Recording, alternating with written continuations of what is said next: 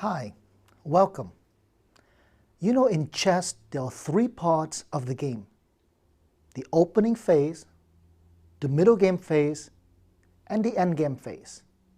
While a lot of people think that the opening phase is the most important part of the game, I disagree. I think it's very important to understand and know the endgame. Why?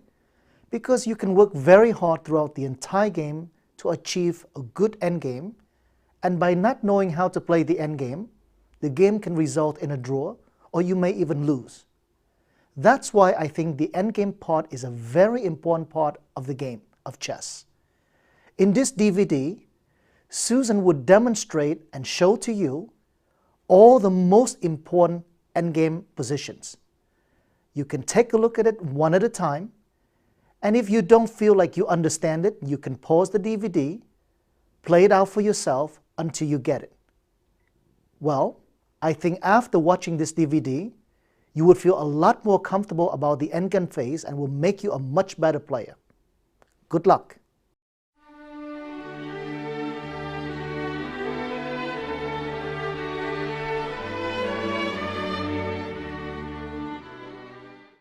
Welcome!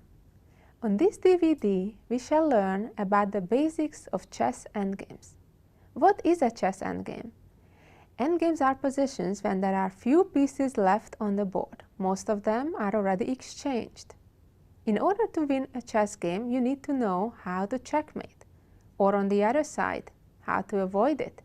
That's what we're going to learn. In the first chapter, we shall see how to checkmate a lone king. Let's see. In our first position, we see a sample position where white has a king and a queen, while black only has a king. Now, in a situation like this, black's goal should be to try to stay in the middle of the board, as far from the walls, from the edge of the board as possible. Because the only way to checkmate the black king here is to force it to the edge of the board. Doesn't matter, first rank, A file, H file, or the 8th rank. That's our first goal. Step number 1 is forcing the king to one of those squares, any of them, doesn't matter which one. Next step is we want to make sure the king will stay there, next to the wall, and cannot cross back out towards the middle of the board. Third step, only then we bring our king to help, because without the help of the king, it is impossible to checkmate the king. And then the last step, checkmate. Now, in this position, there are more than one ways to checkmate. But I'm going to show you first the most systematical way, the safest way. That's how I do the checkmate even today. Even though there may be quicker ways, the computer will tell there are faster checkmate, but nevertheless, I'd recommend you to learn it the safest, the systematic way. And let's see the moves now. The first move is Queen f3. As you can see, this move restricts the black king's mobility to a smaller space than it was before. Also, you can notice the distance between the white queen and the black king is like an L shape. Now, let's say black tries to stay in the middle of the board, because that's where it's impossible to checkmate it. As we know, we need to force it to the side or end of the board. Let's see how that works. King e5, and now we're following the black king. Queen g4. As you're noticing, we're not giving checks, but making quiet moves, restricting the black king to smaller and smaller space. Black is still trying to stay in the middle of the board, and we are following, like a shadow, the black king. King e6 and Queen g5. We are taking away more and more space, squares from the king. King d6, and again we are following the king. Queen f5, king back to e7, and queen to g6. Again, the same distance between the white queen and the black king, that L shape. King d7, and again Queen f6, let's say King c7, and Queen e6. Now the black king has only one square to move to. Now here is when we have to be real careful. As soon as the king has only 1 or 2 squares to move to, we want to make sure we're avoiding stalemate, because stalemate ends the game in a draw, and that definitely would not be fun when we are ahead a queen. So white needs to be careful.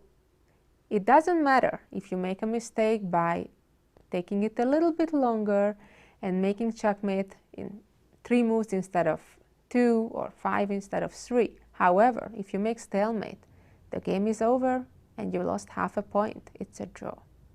Therefore, in this position, it would be a blunder, a big mistake, to play king to b7, because now the black king has no place to go whatsoever.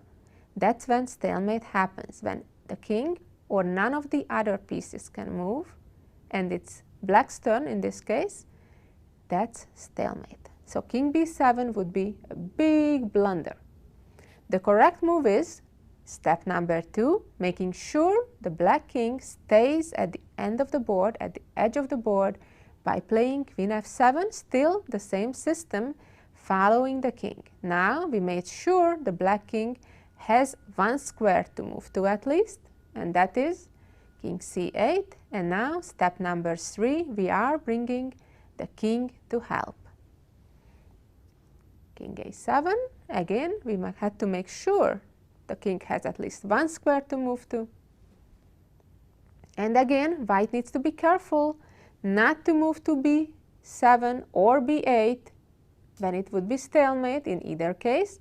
However, move to b6, which leaves the c8 square clear for the black king, allowing white to checkmate in 2 ways.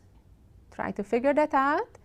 Either queen c7, where the white king is protecting the queen, therefore black cannot capture it, checkmate, or the queen can simply move down to e8, also with checkmate.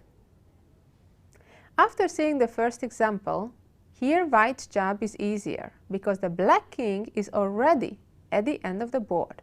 So we can right away start with step number 2, namely making sure the black king stays there and doesn't run back out to the middle of the board.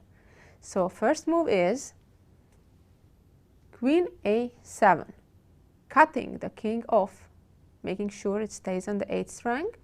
Now the black king can run either direction, and now we're ready for step number 3, which means bringing the king. And all black can do is go back and forth on the 8th rank, either to c8 or e8, doesn't really matter, because we are bringing the white king closer, king d8, and we're bringing the king closer, and king c8, we are bringing the king closer. Again, remember, this is where you should not play king e7, because that would be stalemate. That's the only thing you really need to watch out for. However, king d6, and after king d8, again, white has a number of ways to checkmate, namely 3 different ways to checkmate, either by simply moving down to a8, b8, or the third way, lining them all up on the same file with queen d7, checkmate. In this position, there is a small difference compared to our first 2 examples, namely that black has an extra pawn. Why that is important? Because now we don't need to worry about the danger of stalemate, because black has a pawn that can move. While it's true, we could capture that pawn right away with our queen in this position, but that would make the game last quite a bit longer. Since we don't need to worry about the stalemate, we can bring our king right away, king h2. It doesn't matter that the black king cannot move as long as there is another piece that can move. And the only piece that can move is the little pawn, a4. And now, again, we're bringing our king closer to help the queen. Black moves the pawn. And now we again have a choice of checkmate in 2 various ways, either queen f2 or queen d1.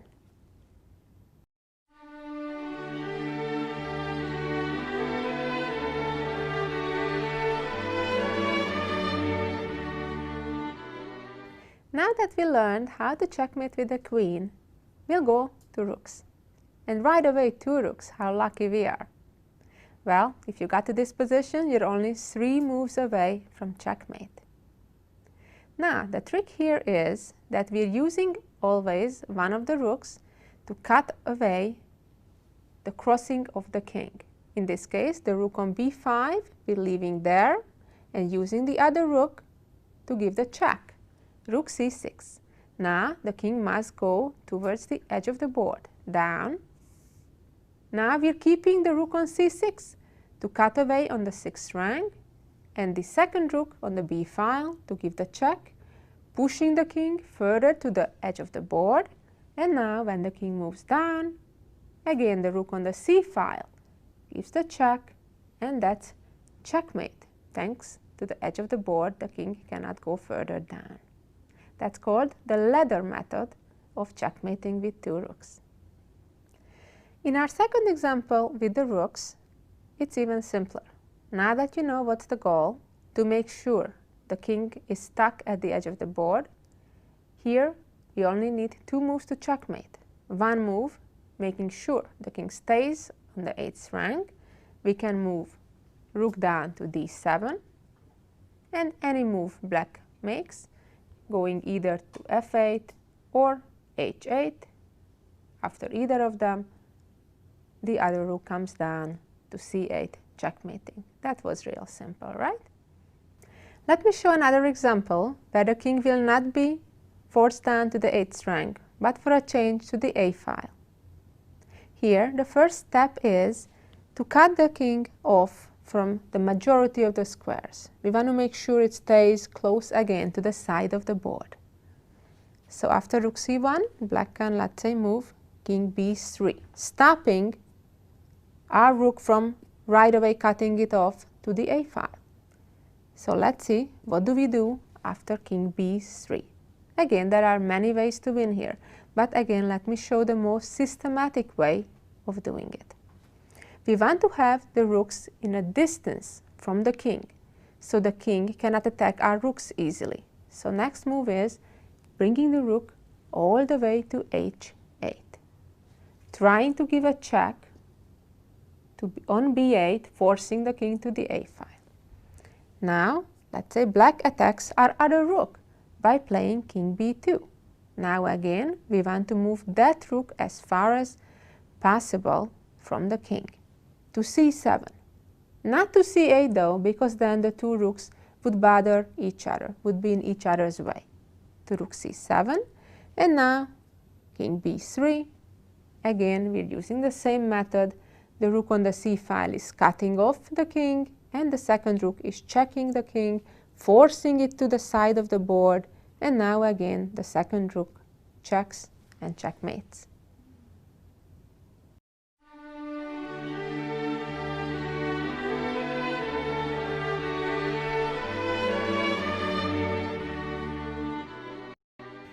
Now that we know how to checkmate with a queen with 2 rooks, we need to also learn how to checkmate with a rook.